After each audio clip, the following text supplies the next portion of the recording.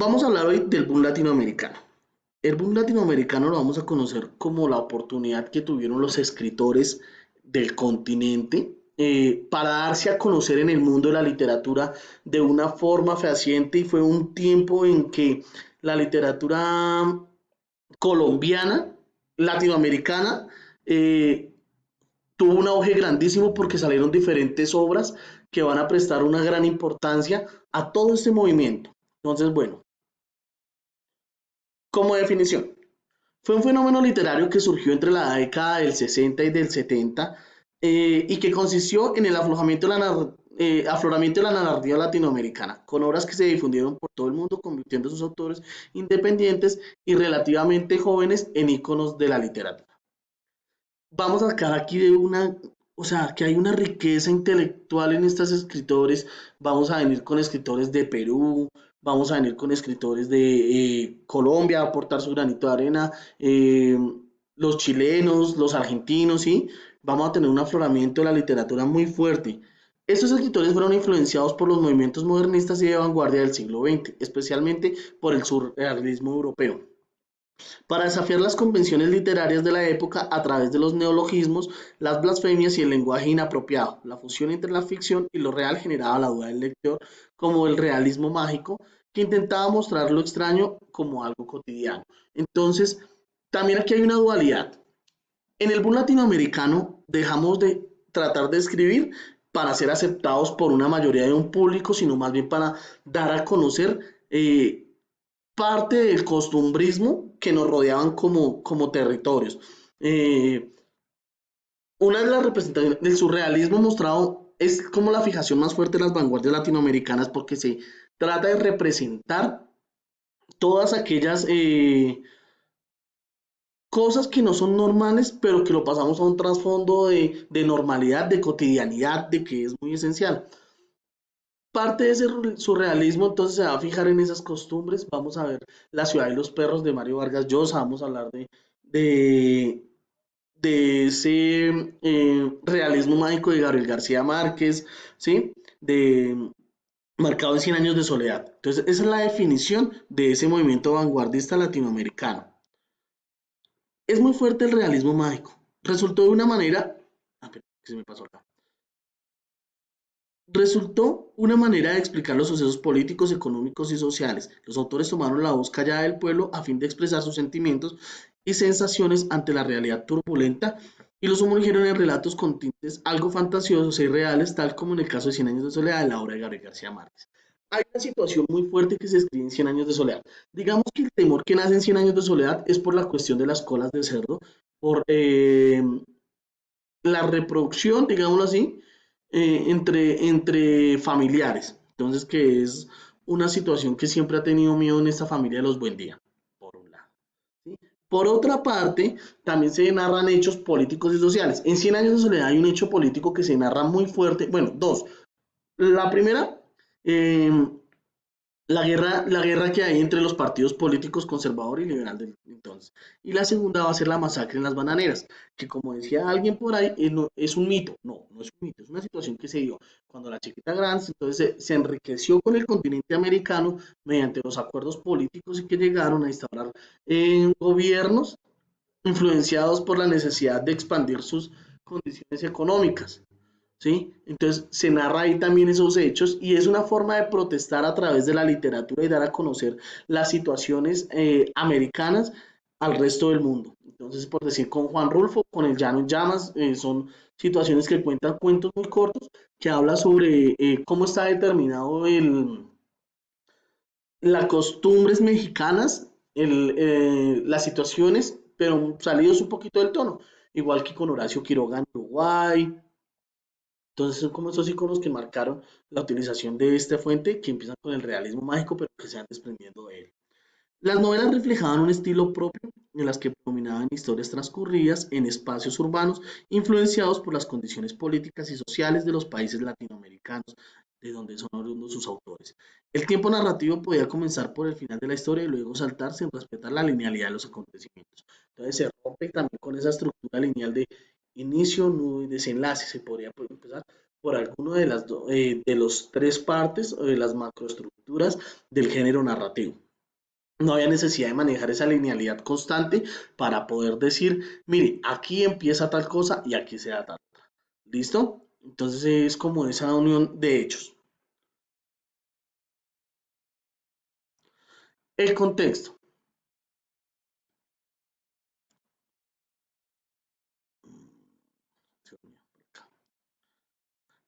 La década del 60 y 70 se caracterizan por la agitación ideológica de la sociedad latinoamericana, que comenzaba a despertar en medio de un periodo de gobiernos autoritarios en la mayoría de los países de derecha y de izquierda, de la Guerra Fría, de la Revolución Cubana y la frustrada intervención por parte de los Estados Unidos. El triunfo de Cuba, que prometía una nueva era, logró llamar la atención pública de todo el mundo tiempo antes de que se originara el fenómeno literario. Mire, sin nosotros querer, nosotros somos muy influenciados por los grandes acontecimientos que se dan en el mundo.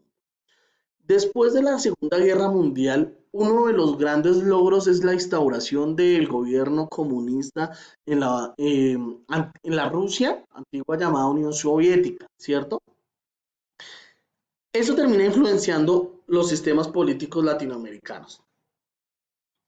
Latinoamérica está determinado por unos gobiernos de ultraderecha y por unos gobiernos conservadores y liberales. Simplemente nos movíamos como en esas corrientes. Llegar a tomar esta posición por parte de los gobiernos nuevos, como fue la Revolución Cubana. Entonces la Revolución Cubana es un movimiento que se ha alzado en armas para tomar el país y generar como un Estado, una especie de Estado socialista. Este Estado socialista termina influenciando entonces a los demás gobiernos latinoamericanos y esa necesidad también de desligarse de una nueva invasión. O sea, nosotros ya salimos de las colonias españolas, ya salimos de la independencia portuguesa, inglesa y española y ahora nos debemos a la invasión estadounidense. Entonces, eso termina influenciando, la revolución cubana termina influenciando muchas formas y muchos sentimientos y deseos por llegar a esos estados de ideas comunistas. Se considera como la primera obra del boom latinoamericano a Rayuela, de Julio Cortázar. Otros sostienen que fue la obra La ciudad de los perros, de Vargas Llosa, o Hijo de hombre, de Augusto Roa Bastos, entre otros. Digamos que las más representativas vamos a quedarnos con La ciudad de los perros y con Rayuela de Cortázar, ¿sí? Pero Rayuela trae una influencia muy fuerte del pensamiento parisino europeo, porque basa en unos hechos que se relatan, ¿sí? Y que traen esa influencia y que ven enmarcado en Julio Cortázar ese pensamiento. Nos presentan algunos autores, delimitados por países. Entonces en Argentina van a estar un grupo que se destaca pues Ernesto Sábato, una obra muy buena de Ernesto Sábato se llama El túnel, es excelente libro, es una obra buenísima, me parece que tiene mucho tinte de Camus, con el existencialismo, con esa necesidad, tiene una dualidad muy chévere que se da con el apego al malo, como el protagonista usted termina detestando al protagonista y cómo el protagonista usted le termina sintiendo cierto rabia, entonces es muy bueno, ¿cierto? Tenemos a Cortázar, Borges, ¿sí? Como así como los más destacados. En Brasil está Jorge Amado, Joao Guimarães, en Chile María Luisa Bombal y José Donoso Llanes, en Colombia tenemos a Gabriel García Márquez y Gustavo Álvarez Gardiazabal, en Cuba tenemos a Alejo Carpentier y José Lezama, en Guatemala Miguel Ángel Asturias, en México Agustín Yáñez, Juan Rulfo, Elena Garro, Manuel Carvalho, eh, Luis Espota Saavedro y Sergio Fernández Cadenas, recomendadísimo Juan Rulfo. Juan Rulfo es un escritor muy pasado de bueno, es un escritor muy rico en su dialéctica, es un escritor que también contextualiza muy bien las situaciones y las condiciones del país mexicano, que también está muy enmarcado por la revolución zapatista, ¿sí? Entonces es una delicia leer a Rulfo. Panamá, Carlos Fuentes, en Paraguay, Augusto José, y en Perú, Mario Vargas Llosa. Es como los autores más representativos que vamos a manejar de este boom latinoamericano. Entonces, mi deseo es que comprendan cómo el boom latinoamericano estuvo determinado y cómo estuvo esa producción tan rica. Ojo, el boom latinoamericano es una consecuencia de una situación española. España está en pleno fulgor de la dictadura de Francisco Franco. Francisco Franco manejando tratando de manejar toda la situación española y evitando que el pueblo se subleve, la intención del tipo es que no se produzcan libros porque esto puede llegar a emancipar al pueblo contra su poder y su hegemonía. Esto hace que la cantidad de libros que se producen en España para esta época sean muy pocos, sean cortos, ¿sí? Sea muy reducida esa producción. Entonces, al no ver quién de que la cuna de esta literatura en habla hispana no está produciendo, pues se nos da la oportunidad y nos vamos a posicionar muy bien ante el mundo con la riqueza intelectual de los latinoamericanos. Entonces, ese es el contexto y la situación con el boom latinoamericano. Listo, por aquí creo que hay una pregunta. Entonces esperemos que abra el chat. Bueno, por aquí habla, profe, yo tengo una pregunta. ¿Cómo se identifican un cambio de era? Nosotros no podemos hablar de un cambio de era como tal, Chavarro. Nosotros hablamos un cambio de estilo, ¿sí? ¿Cuándo se identifica un cambio de estilo? Cuando yo llego con un movimiento, y eso se da hasta las vanguardias, después de las vanguardias se rompe. Cuando yo llego con un estilo de escritura, entonces lo que yo hago es que instauro una forma. Veremos el modernismo con Rubén Darío. Entonces Rubén Darío dijo, no, yo me voy a inventar un verso que se va a llamar el verso alejandrino y que está compuesto por 14 sílabas, ¿sí? Entonces esa situación con el verso alejandrino se cumple. Entonces todo lo que se escriba bajo esos parámetros lo vamos a llamar modernista, ¿sí? En cambio llega otro y dice, no, yo quiero más bien es como en centrarme como Jorge Isaac. Entonces yo voy a hacer una escritura del romanticismo, que es también una fijación hacia la naturaleza. Entonces, todo lo que sea exaltar y reconocer las cualidades que hagan ver más bella alguna situación, lo voy a poner como una obra del movimiento romanticista, digámoslo así. ¿Qué pasa? Cuando llegan las vanguardias quieren romper todos los esquemas y dicen, no, cada quien forme su movimiento, cada quien trate de expresarse como lo ve, cada quien trate de formar por qué está utilizando y por qué eso le llama una vanguardia. Entonces también se va a sacar una situación que van a llamar los manifiestos vanguardistas. Cada vanguardia que se monta trata de explicar eso. ¿Listo? Profe, una pregunta, ¿el boom latinoamericano es un movimiento pues unido a la vanguardia? No, el boom latinoamericano sí es un movimiento que se va a apoyar en las vanguardias, ¿sí? Entonces nosotros tenemos realismo mágico con Gabriel García Márquez, pero entonces ya no es surrealista con Horacio Quiroga, ¿sí? Entonces sí, sí es un movimiento como tal, pero nos vamos a pegar todavía es a las vanguardias. Le llamamos el boom latinoamericano es porque la dualidad es que es el auge de los escritores americanos en Europa, ¿listo?